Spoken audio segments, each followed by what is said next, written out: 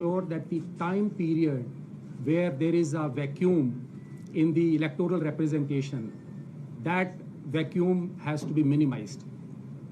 And accordingly, हमने बहुत timely time bound action लेते हुए वो सारी डिलिमिटेशन की प्रोसेस को पूरा किया और उसके बाद जो इलेक्टोरल मैनेजमेंट के वेरियस एस्पेक्ट्स होते हैं जिसमें पोलिंग स्टेशंस को रीड्रॉ करना पड़ता है, जो वोटर लिस्ट है असेंबली कॉन्स्टिट्यूएंसीज की उसको ट्रांसफॉर्म करना पड़ता है वार्ड्स में, और बाकी सारे जो प्रोसेसेस हैं, ईवीएम्स की एफएलसी होती है एंड द पोलिंग पार्टीज को बनाया जाना होता है, वो सारे काम को एक टाइम बाउंड मैनर में कंप्लीट करते हुए आज हम इस सिचुएशन में हैं कि दिल्ली के 250 जो वार्ड्स हैं उनके इलेक्शंस के लिए हम लोग अब फुल्ली प्रिपेयर्ड हैं।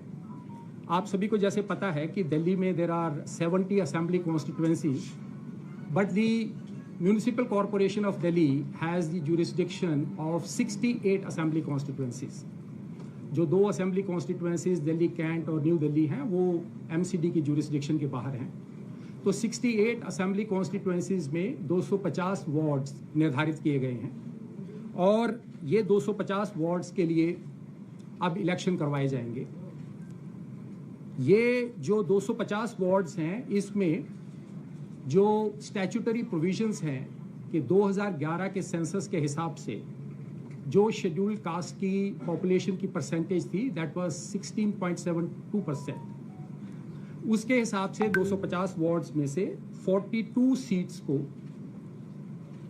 एससीज के लिए रिजर्व किया गया है और वहीं प्रावधानों के तहत जो विमेन की रिप्रेजेंटेशन है जिसमें कि स्पेसिफिक प्रोविजन है कि not less than 50% of the reserved seats and also not less than 50% of the remaining seats. उसके तहत out of the reserved seats 21 seats को विमेन के लिए रिजर्व किया गया है एंड अदर सीट्स में से 104 सीट्स के लिए विमेन के लिए रिजर्वेशन की गई है। ये रिजर्वेशन ऑर्डर ऑलरेडी इशू हो चुका है और इसके तहत आगे की प्रक्रिया पूरी की जाएगी।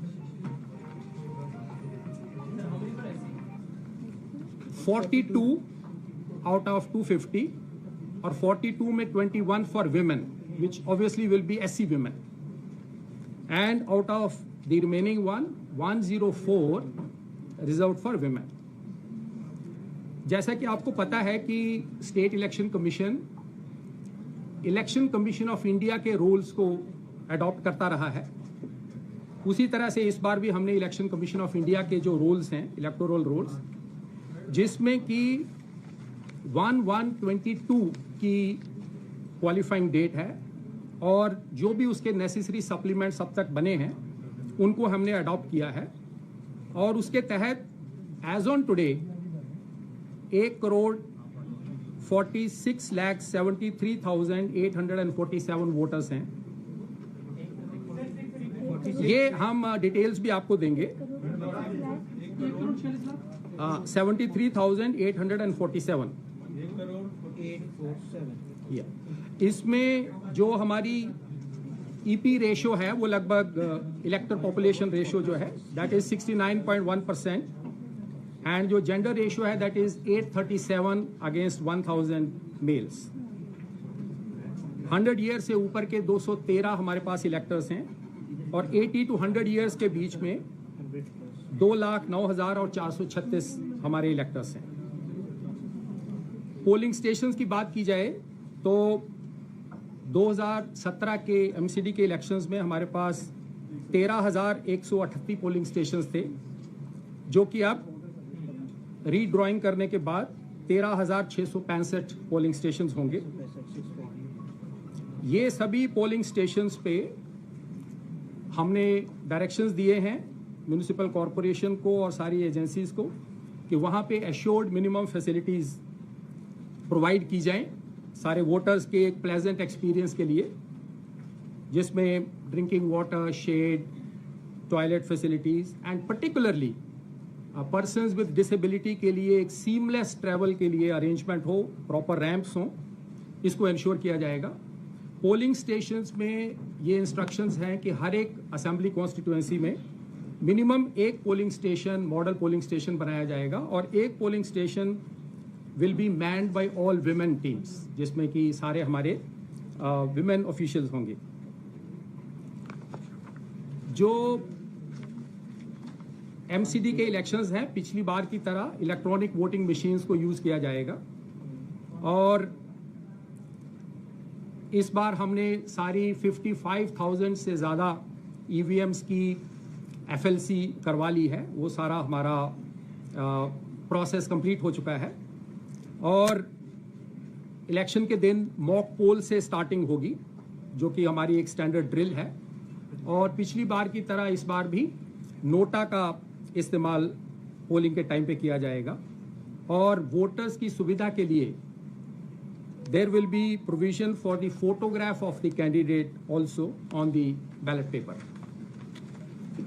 ये सारी व्यवस्था के लिए बहुत लंबे चौड़े तौर पे इलेक्टोरल पर्सनल के लिए व्यवस्था की गई है, जिसमें कि central government of NCT of Delhi, municipal corporation और बाकी भी सारी ऑर्गेनाइजेशन से स्टाफ को रिक्विजिशन करके 1 लाख से ज़्यादा स्टाफ की डिप्लॉयमेंट इसमें की जाएगी, जिसमें कि जो सीनियर लेवल पे हमारे 11 डिस्ट्रिक्ट इलेक्शन ऑफिसर, जो कि डिस्ट्रिक्ट मैजिस्ट्रेट्स भी हैं, सारे पुलिस के डीसीपीज और उनके स्टाफ, रिटर्निंग ऑफिसर 68 होंगे हर असेंबली कॉन्स्टिट्यूएंसी वाइज एक, और उनके नीचे जितने भी वार्ड्स आएंगे उनके लिए एक एक एआरओ की व्यवस्था होगी। सो 250 एआरओज होंगे। हमने 2000 से ज़्यादा सेक्टर मजिस्ट्रेट्स की अपॉइंटमेंट का प्रावधान किया है, जो फील्ड में जाके सारी सिचुएशन को देखेंगे और सारी निगरानी रखने के लिए जनरल ऑब्जर्वर्स हर असेंबली कॉन्स्टिट्यूएंसी में एक 68 जनरल ऑब्जर्वर्स और 68 एक्सपेंडिचर ऑब्जर्वर्स को हमने नियुक्त किया है। ये सभी जगहों पे वीडियोग्राफी का अरेंजमेंट किया है ताकि सारी इवेंट्स को कैप्चर किया जा सके और elaborate security arrangement, law and order arrangement, deployment of forces की व्यवस्था की गई है। ये सारे रिटर्निंग ऑफिसर्स 68 लोकेशंस पे नॉमिनेशंस स्टार्ट करेंगे एक्सेप्ट करना, और ये सभी लोकेशंस जो ऑफिसर्स के नाम, उनके डेजिग्नेशन, उनके मोबाइल्स, ईमेल्स एंड उनके प्रेमिसेस के एड्रेस वो पब्लिसाइज किए जाएंगे आप लोगों के जरिए। उनकी इश्तिहार भी दिए जाएंगे अखबारों में एंड वेबसाइट में वो सब डिस्प्ले किया जाएगा। आज से ही model code of conduct force में आ जाएगा और हमने सारी एनफोर्समेंट एजेंसीज को डायरेक्शन दिए हैं कि इमीडिएटली इसके बाद जो एक्शन डिफेसमेंट ऑफ प्रॉपर्टी के अगेंस्ट में, इलीगल होर्डिंग्स, बैनर्स के अगेंस्ट में, वो तत्काल इसके बाद उसकी शुरुआत हो जाएगी और उसकी डेली रिपोर्टिंग हम लोग सारी एजेंसीज, चाहे वो डिस्ट्रिक्ट एडमिनिस्ट्रेशन हो, पुलिस हो, एमसीडी हो, सभी से ली जाएगी। और इसके अलावा हमने मॉडल कोड ऑफ कंडक्ट की एक बुकलेट, जो कि आपको इस पैम्फलेट के साथ में, प्रेस रिलीज के साथ में वो भी दी जाएगी, जिसमें सारे प्रावधान हमने मेंशन किए हैं जो मॉडल कोड ऑफ कंडक्ट के स्पेसिफिक क्लॉजेज हैं, उन सभी की इम्प्लीमेंटेशन इमीडिएट इफेक्ट से चालू हो जाएगी। लाउड स्पीकर्स पे रिस्ट्रिक्शंस रहेंगी 10 PM to 6 AM और उसकी इम्प्लीमेंटेशन एनफोर्समेंट एजेंसीज के जरिए की जाएगी। जो हमारी डेट ऑफ नोटिफिकेशन होगी, जिसका अभी बाद में जिक्र किया जाएगा, वहाँ से कैंडिडेट्स के नॉमिनेशन स्टार्ट हो जाएंगे। ये 68 लोकेशंस में होंगे, 10 to 3 के बीच में होंगे और इसमें हमारे सारे रिटर्निंग ऑफिसर्स और assistant returning officers properly with proper arrangements ये नॉमिनेशंस रिसीव करेंगे। पुलिस को भी इंस्ट्रक्शंस दी गई हैं कि ये सारे जो नॉमिनेशन के जो ऑफिसेज हैं वहाँ पे प्रॉपर सिक्योरिटी का अरेंजमेंट किया जाए।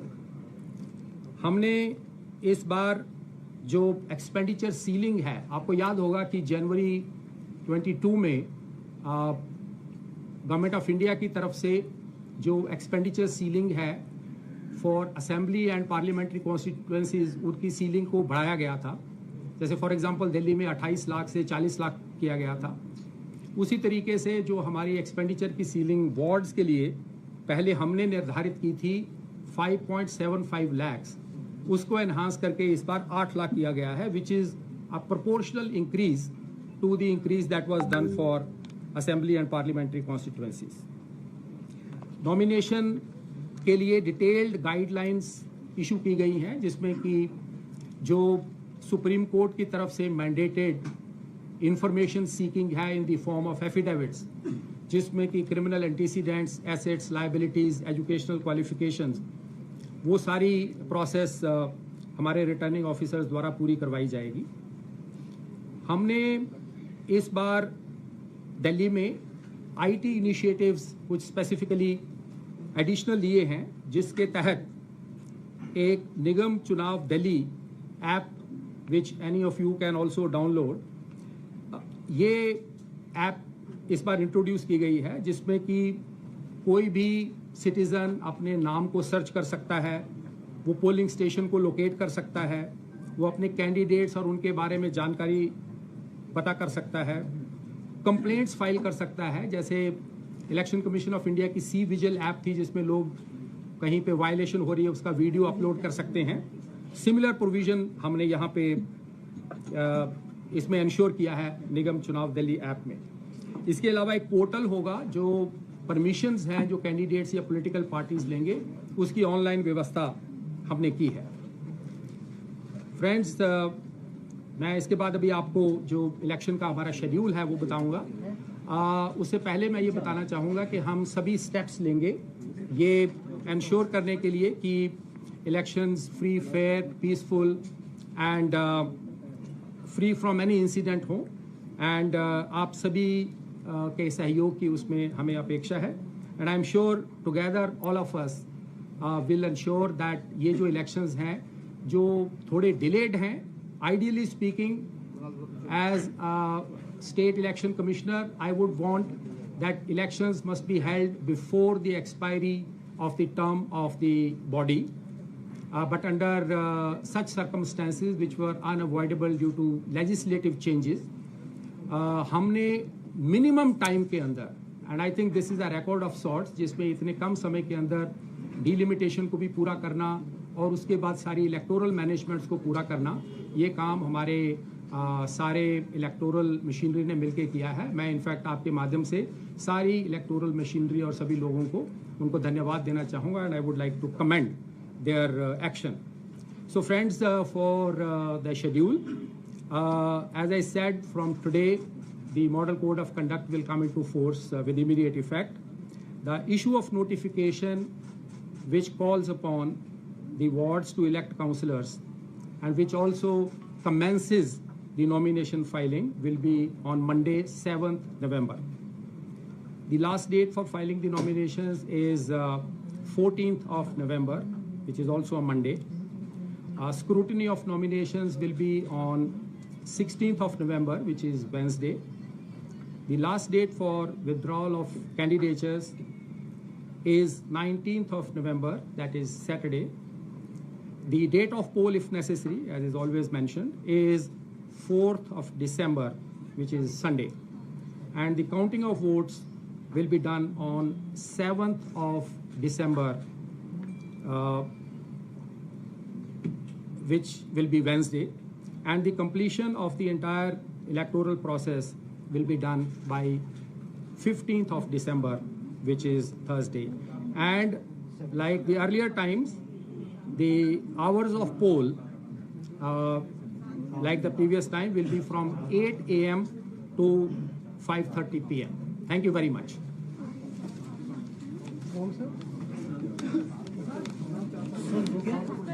Yes. अभी आपको ये दिया जाएगा. It will be provided. Timing actually 7 to 8 to 5. Dates के लिए दोबारा से बता दें. ओके. अभी बता फिर से एक बार पूरा रिपीट कर दें प्लीज सर। ओके सर इस बार हिंदी में। ओके इशू ऑफ नोटिफिकेशन जो होगी वो 7 नवंबर, लास्ट डेट फाइलिंग नॉमिनेशंस की 14 को होगी, स्क्रूटनी ऑफ नॉमिनेशन 16 को होगी, लास्ट डेट ऑफ विड्रॉल जो है वो 19 नवंबर है, डेट ऑफ पोल 4 दिसंबर होगी, काउंटिंग ऑफ वोट्स 7 दिसंबर को होंगे, completion of the entire process will be 15th of December. Timing sir, full time होगा। हाँ, जो पोल टाइम है वो 8 AM to 5:30 PM like it was yes in 2017। Sir परिसीमन को लेके मामला कोर्ट में भी गया है। सॉरी तो इस बीच में डेट का ओवरएंड हो रहा है। देखिए, there is no bar on the electoral process and electoral process has to in fact happen at the earliest. Yes Sir, is it necessary to for the state election commission कि वो constitutional obligation की fair election हो उसको पूरा करे या फिर fasten करना है process, ये priority होनी चाहिए? देखो, both have to be done and as I always say that conduct of free and fair elections is of paramount importance. However, if we keep on delaying the elections, then basically there is no democracy. So the period where there is no elected government at any level, whether it is at the parliamentary level or assembly level or third tier level, when there is no accountable government, that period should ideally be 0, nil, or it should be minimized. One of the Please. objections sir आरोप ये लग रहे हैं कि delimitation का process सही ढंग से नहीं हुआ है।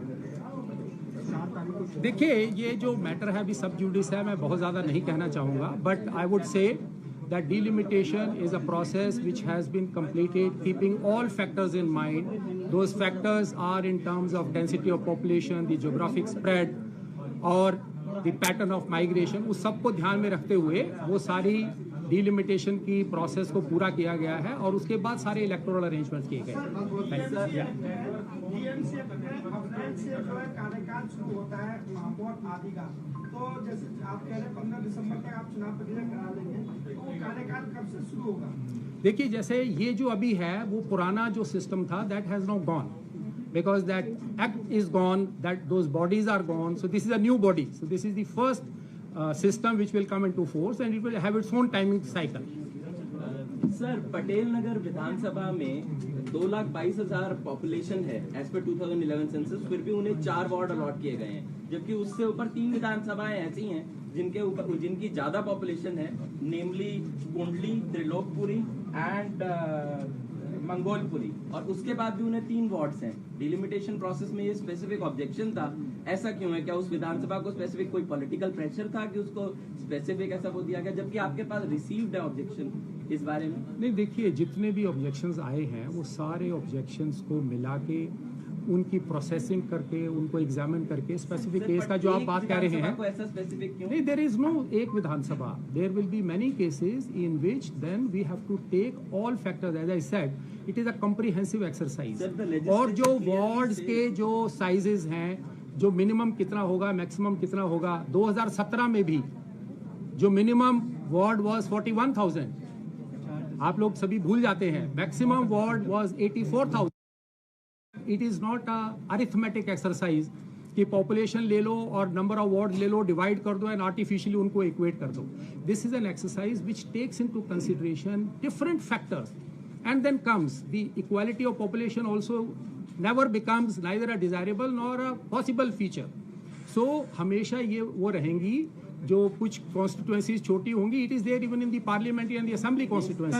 Yes please. अगर डिलिमिटेशन, अगर चूंकि अभी अंडर जब लीगल है, सब जुडिस है पूरा मामला, अगर उस पर कोई डिसीजन आता है या जजमेंट आता है तो उसका इस इलेक्टोरल प्रोसेस पर क्या होगा? अगर एडवर्स डिसीजन आता है आपके डिलिमिटेशन को लेकर तो क्या होगा? क्योंकि आपको नोटिस सर्व किया गया है, तो इसमें क्या है? नहीं, देखिए, जो जुडिशियल प्रोसेस है, all of us know that the verdicts of judiciary will have overriding effect. That is always there. Sir, how will it? But the the question is that somebody sitting in judiciary also thinks and they decide whether something has to be stopped or not stopped.